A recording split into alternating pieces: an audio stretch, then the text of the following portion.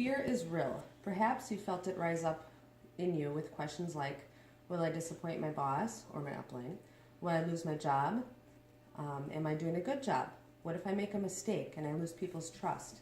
What if people realize I don't know all the answers and think I'm afraid or a fraud? What if this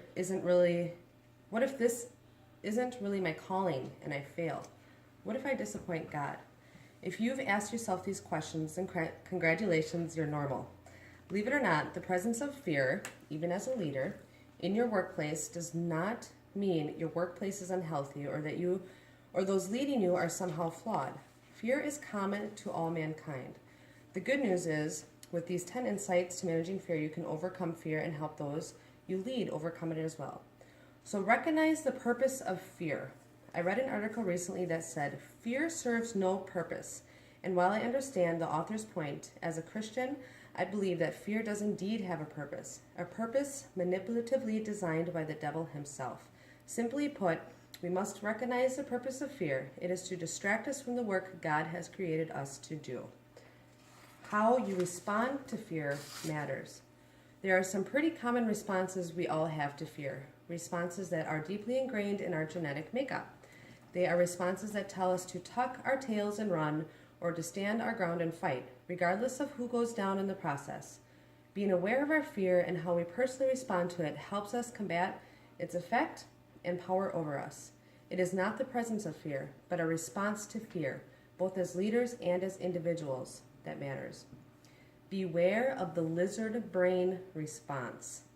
Seth Godin refers to our inherent desire to run away from our fears as a lizard brain, a word phrase I love because it totally communicates the primal nature of this response. Perhaps you know this better as fight or flight, but I think Seth is dead on with his description. And in truth, it reminds me to laugh at myself sometimes when I respond to fear in this way.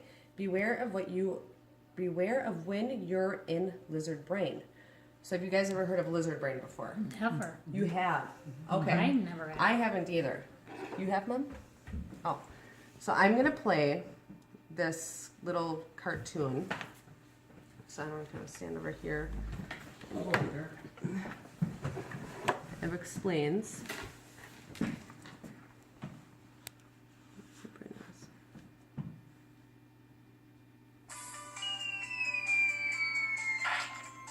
So what is your lizard brain? Your lizard brain is called the amygdala. It's that little part of your brain responsible for fear, anger, and negativity. It's the part that keeps you from succeeding. The amygdala is responsible for your fight or flight reflex. But it wants to control your entire life to keep you from trying anything risky or new.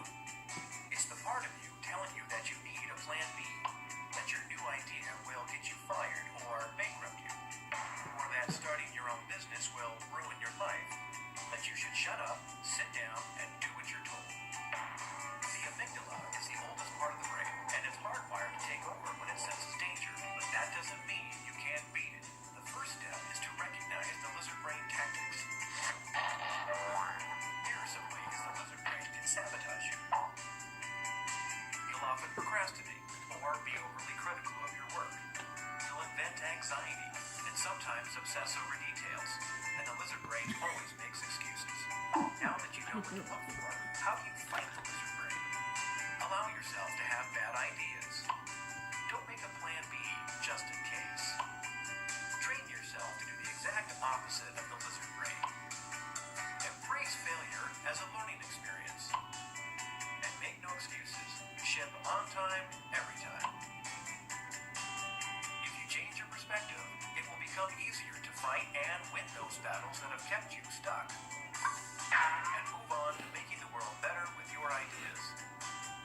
And the lizard brain will keep pushing and creating amazing things. And you'll find there's less and less room for it.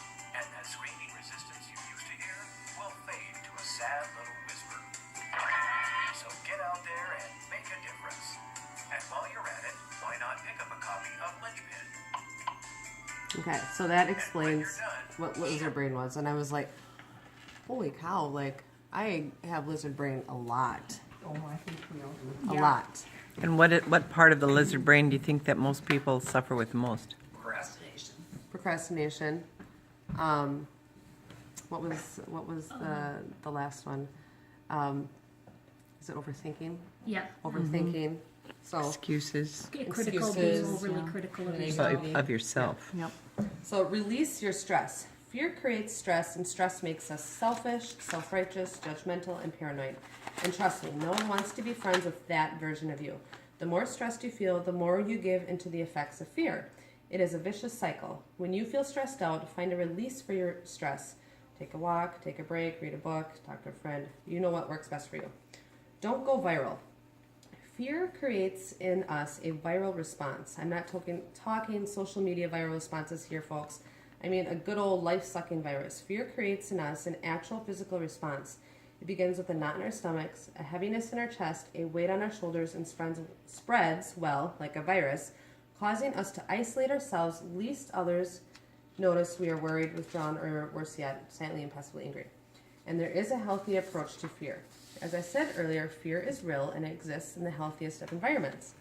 Understanding your response to fear is important, but it's equally important to approach fear in a healthy way. Ignoring it won't make it go away. Freaking out doesn't get you anywhere. Approaching fear with a healthy and godly mindset is not only possible, it is necessary. So acknowledge it. In his book, Practicing Greatness, author and renowned leader Reggie McNeil says, the single most important piece of information a leader possesses is self-awareness. Great leaders are self-aware. This is especially true when it comes to fear. Recognizing that your thoughts and questions are rooted in fear, it is so important to how you respond to those thoughts. Simply acknowledge that fear is present can allow you to respond to it in a healthy way, making clear-headed versus boneheaded decisions. Expose it. I like to remind myself that when it comes to anything that is rooted in evil, darkness, and silence are constant companions. If fear's purpose is to keep us from living out God's purpose for us in our lives, then it makes sense that it would want us to be silent about what we fear. Finding a trusted advisor, a friend, an upline, talk with about your fears is so important to exposing them to the light.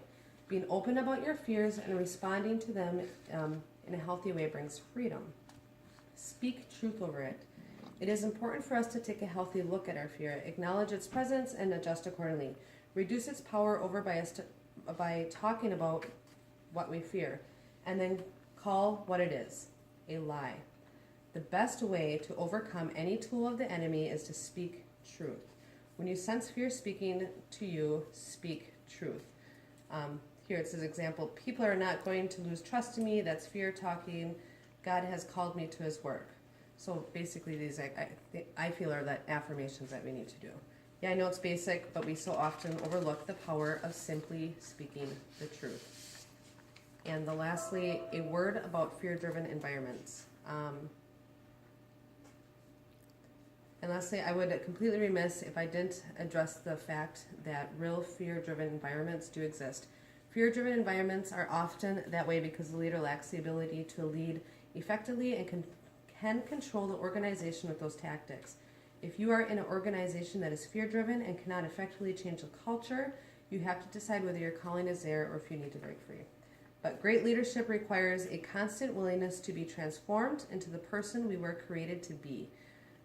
By being aware of the source of fear and how it affects our perspective, we can use these insights to overcome fear and joyfully live out our purpose and our calling.